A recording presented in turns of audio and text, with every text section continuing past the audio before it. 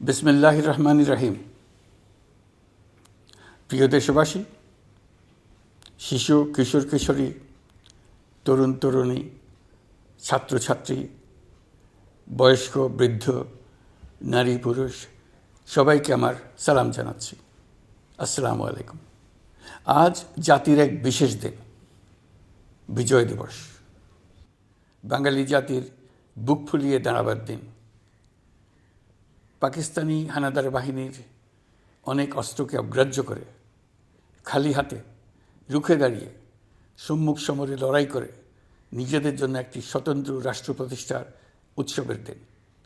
এই দিনে স্মরণ করি লক্ষ লক্ষ শহীদদেরকে, অগণিত শিশু কিশোর, তরুণ তরুণী, যুবক যুবতী, বৃদ্ধ জনতার আত্মত্যাগকে, যার ফলে স্বাধীনতা অর্জন সম্ভব হয়েছিল। কিন্তু আমরা সেই অর্জনকে আমাদের দোষে সম্পূর্ণতা দিতে পারিনি। সর্বশেষ এবং প্রচণ্ডতম আঘাত হানল এক স্বৈরাচারী সরকার। সে প্রতিজ্ঞা করেই বসছিল, এদেশের মঙ্গল হতে পারে এমন কিছুই সে অবশিষ্ট থাকতে দেবে না। এবছরের বিজয় দিবস বিশেষ কারণে মহা আনন্দের দিন। মাত্র 4 মাস আগে একটি অসম্ভব সম্ভব হয়ে গেল। দেশের সবাই মিলে একজোটে হুঙ্কার দিয়ে উঠল।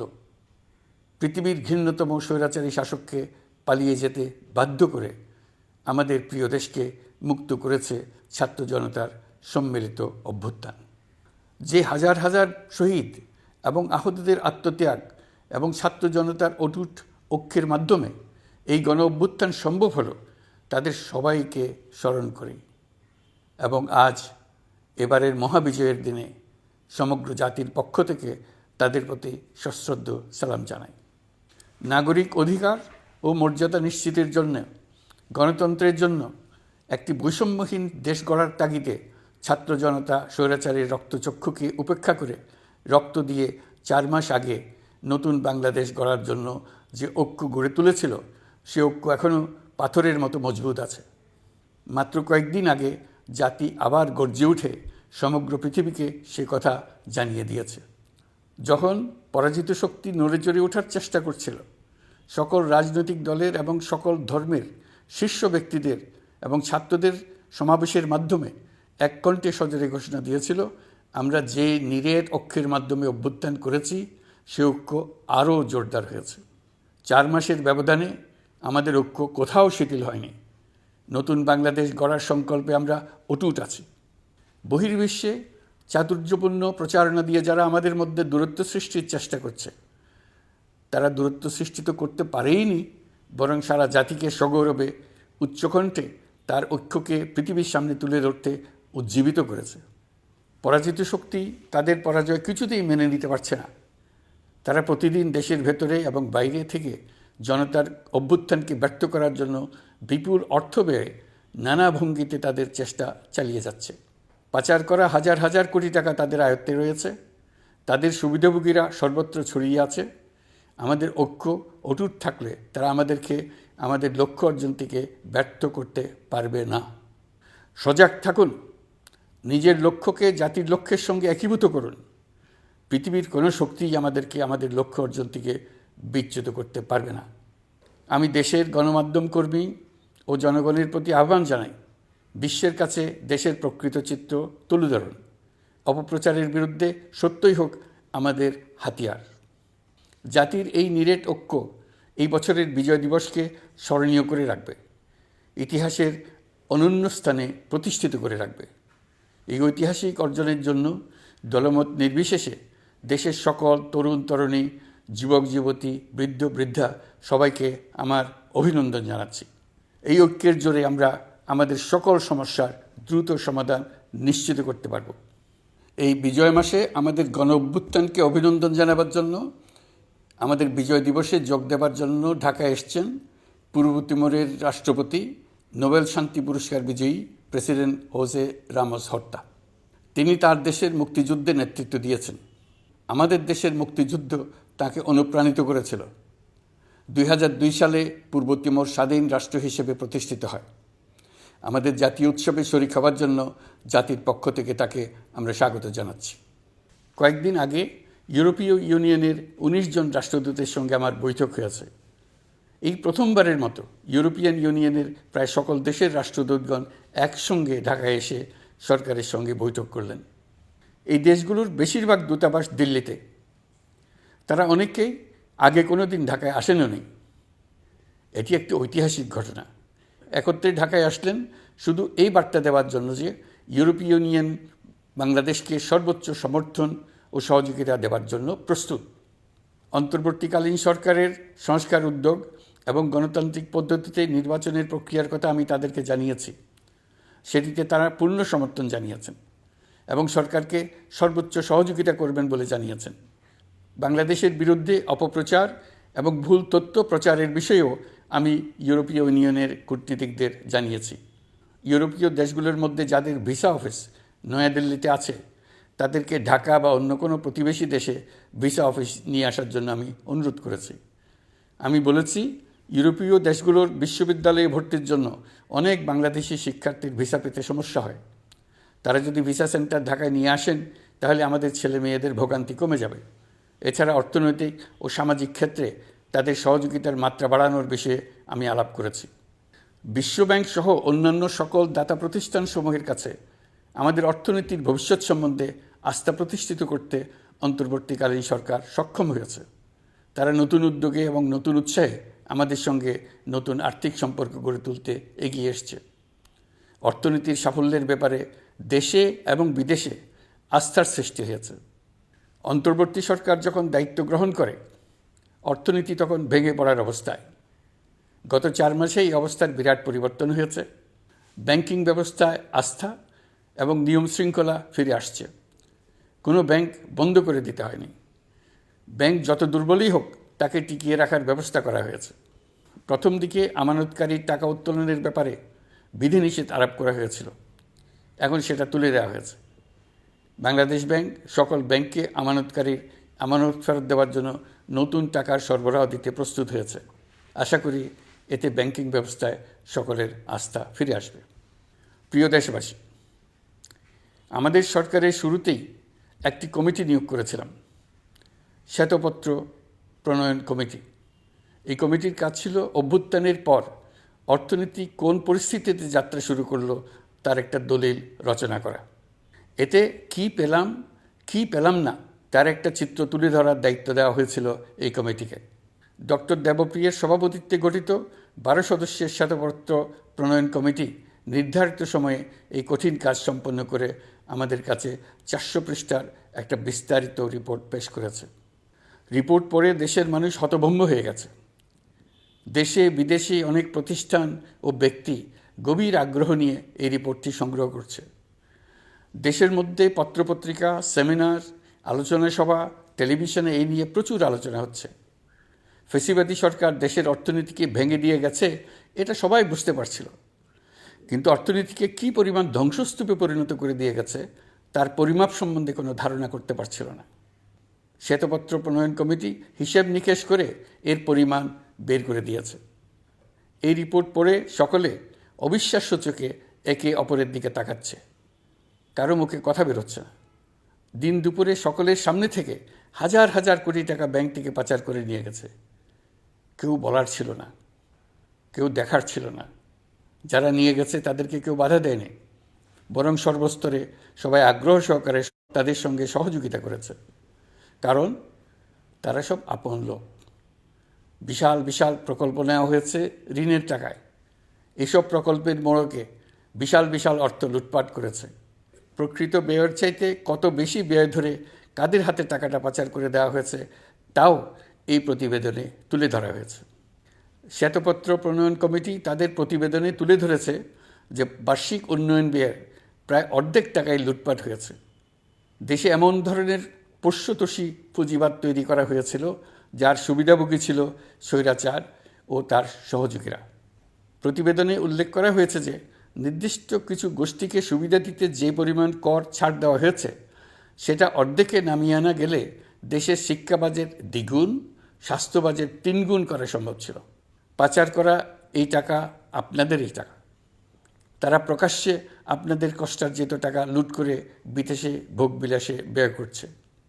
সম্প্রতি গার্ডিয়ান পত্রিকাতেও পাচার করা টাকায় গড়ে তোলা সম্পদের পাহাড় নিয়ে একটা সচিত্র প্রতিবেদন প্রকাশিত হয়েছে। পাচার করা এই সীমাহীন অর্থ এখন আবার দেশে গোলযোগ সৃষ্টি করে তারা এদেশে ফিরে আসার সুযোগ সৃষ্টির কাজে ব্যয় করছে।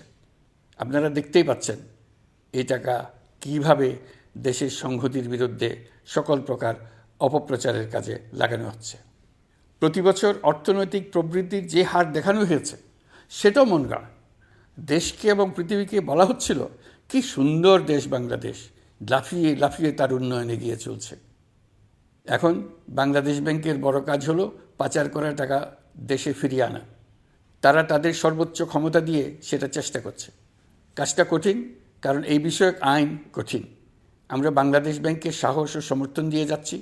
বারবার বলছি, অন্তর্বর্তী সরকারের আমলে আংশিক টাকা হলেও যেন ফেরত আনা যায়।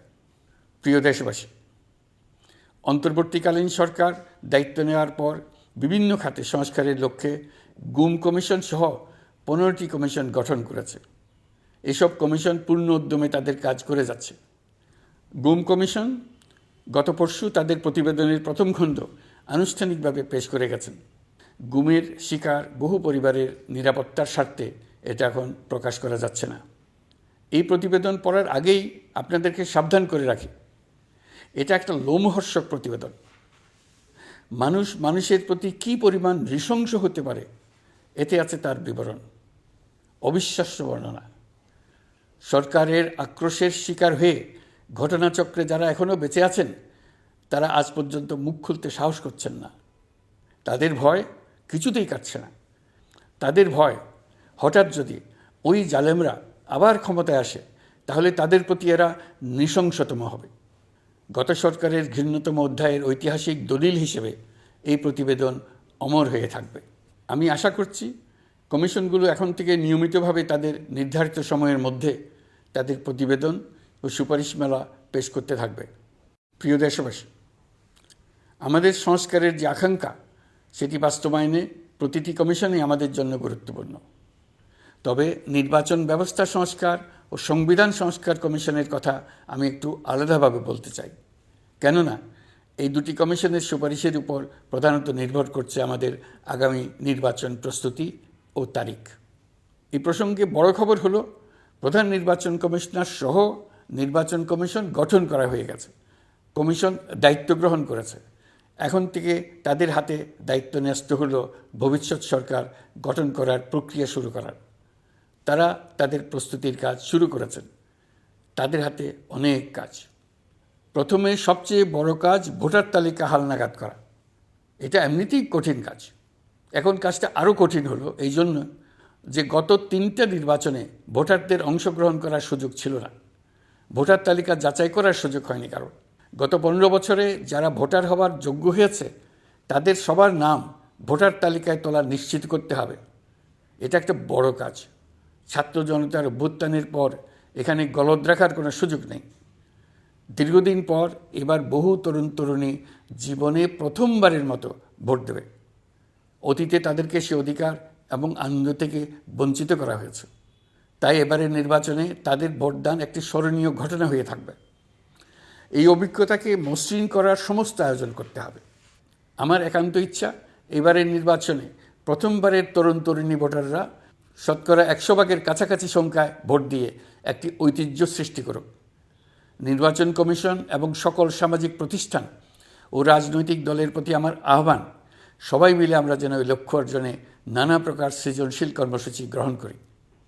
এখন থেকে সবাই মিলে এমন একটা ঐতিহ্য সৃষ্টি করি যেন স্থানীয় নির্বাচন সহ সকল নির্বাচনে সকল কেন্দ্রে প্রথমবারের ভোটাররা 100% কাছাকাছি সংখ্যায় ভোটদান নিশ্চিত করবে।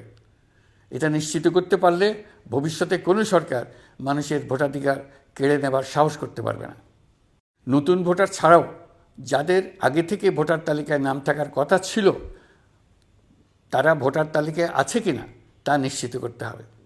বিশেষ মনোযোগ দিয়ে ভুয়া ভোটারদেরকে তালিকা থেকে বের করে দিতে হবে। এবার আমরা প্রবাসী বাংলাদেশিদেরকে ভোট দেওয়া নিশ্চিত করতে চাই।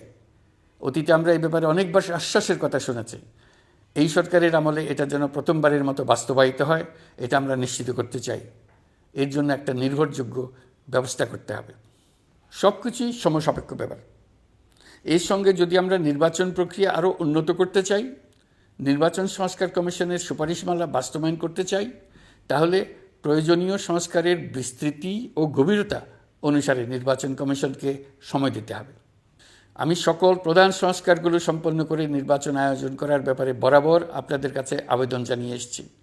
তবে রাজনৈতিক ঐকমত্যের কারণে আমাদেরকে আবার বলছি, যদি অল্প কিছু সংস্কার করে ভোটার তালিকা নির্ভুলভাবে তৈরি করার ভিত্তিতে নির্বাচন সম্পন্ন করতে হয়, তাহলে 2025 সালের শেষের দিকে নির্বাচন অনুষ্ঠান হয়তো সম্ভব হবে।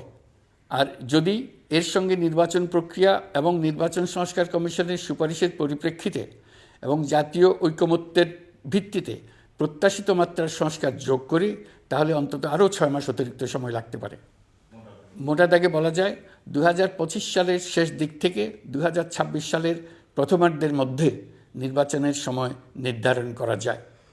প্রিয় দেশবাসী, যে কোনো সংস্কারের কাজে হাত দিতে গেলে রাজনৈতিক ঐকমত্যের প্রয়োজন। এই ঐকমত্যে পৌঁছানোর প্রক্রিয়া কী হবে?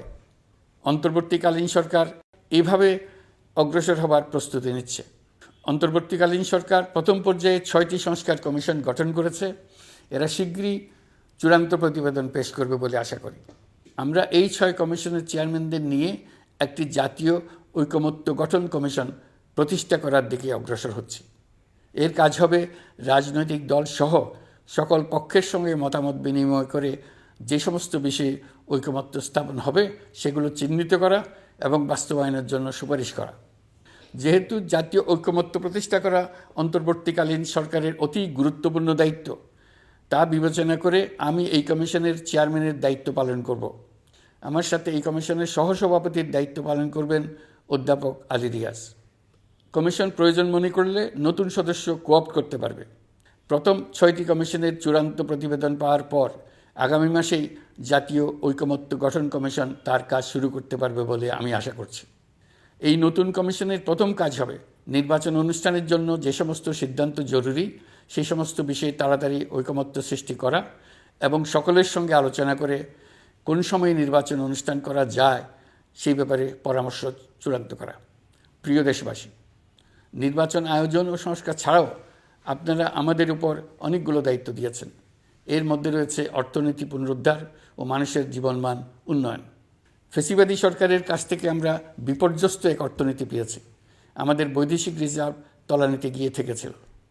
2024 সালের নভেম্বরে রপ্তানি আয়ের পরিমাণ ছিল $4.12 বিলিয়ন, যা আগের মাসের তুলনায় 15.63% বেশি। সামগ্রিকভাবে 2024 সালের জুলাই নভেম্বর সময়কালে রপ্তানি $16.11 বিলিয়ন মার্কিন ডলারে পৌঁছেছে। গত বছর একই সময়ে রপ্তানি আয় ছিল $14.34 বিলিয়ন মার্কিন ডলার। বছরের হিসাবে এই প্রান্তিকে রপ্তানি আয়ের প্রবৃদ্ধি 12.34%। বৈদেশিক মুদ্রার রিজার্ভ $19 বিলিয়ন পৌঁছেছে। এসবের মাধ্যমে আমাদের অর্থনীতি ঘুরে দাঁড়াতে শুরু করেছে। পরিস্থিতির উন্নতি হচ্ছে। গার্মেন্টস শ্রমিক ভাই বোনেরা বাংলাদেশের অর্থনীতির অন্যতম চালিকা শক্তি। তাদের বার্ষিক মজুরি 9% বাড়ানোর সিদ্ধান্ত হয়েছে। মূল্যস্ফীতির বিষয়টি বিবেচনা করে শ্রমিক ইউনিয়ন মালিক পক্ষের সঙ্গে আলোচনার ভিত্তিতে এটি নির্ধারণ করা হয়েছে। মূল্যস্ফীতি নিয়ন্ত্রণে সরকার আন্তরিকভাবে কাজ করছে। স্বীকার করতে দ্বিধা নেই, এক্ষেত্রে কাঙ্ক্ষিত সাফল্য আমরা এখনও পাইনি। তবে আমার বিশ্বাস মূল্যস্ফীতি শিগগিরই কমে আসবে। গত কয়েক মাসে বাজারে কিছু পণ্যের দাম বেড়েছে। আমরা সরবরাহ বাড়িয়ে, আমদানিতে শুল্ক ছাড় দিয়ে, মধ্যস্বত্বভোগীদের দৌরাত্ম্য কমিয়ে এবং বাজার তদারকির মধ্য দিয়ে জিনিসপত্রের দাম কমিয়ে আনার চেষ্টা করছি। পরিবহন খাতে চাঁদাবাজি এখনও পুরোপুরি বন্ধ করা যায়নি। এটা সম্ভব হলে আমরা আশা করি জিনিসপত্রের দাম আরও কমে আসবে। আমরা আপনাদের কষ্টে সমব্যথী।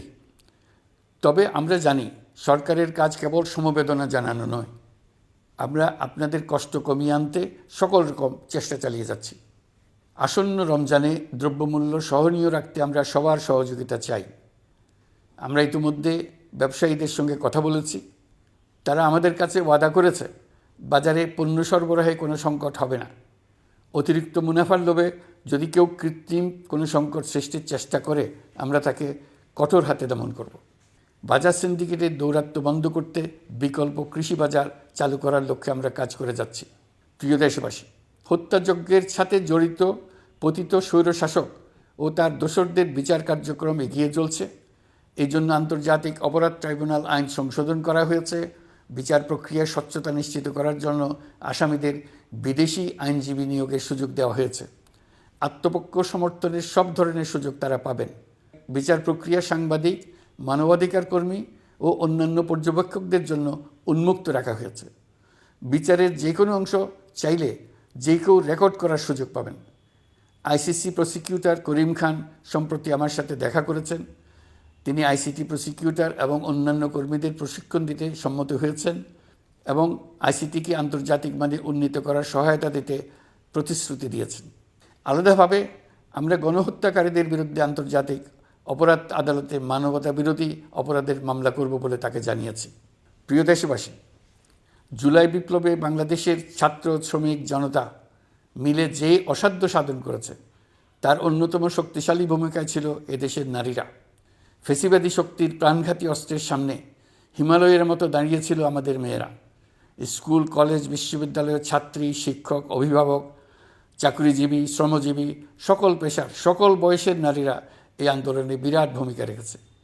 এবছর বেগম রোকেয়া দিবসে দেশজুড়ে আন্দোলনে নারীদের আত্মত্যাগ ও ভূমিকার বিষয়ে বড় আকারে আলোচনা হয়েছে। ওই দিন জুলাই কন্যারাও ঘোষণা দিয়েছে তারা তাদের কথা কাউকে ভুলে যেতে দেবে না। অন্তর্বর্তীকালীন সরকার নারী অধিকার রক্ষায় নারী বিষয়ক সংস্কার কমিশন করেছে। শিগগিরই তারা তাদের রিপোর্ট দেবে।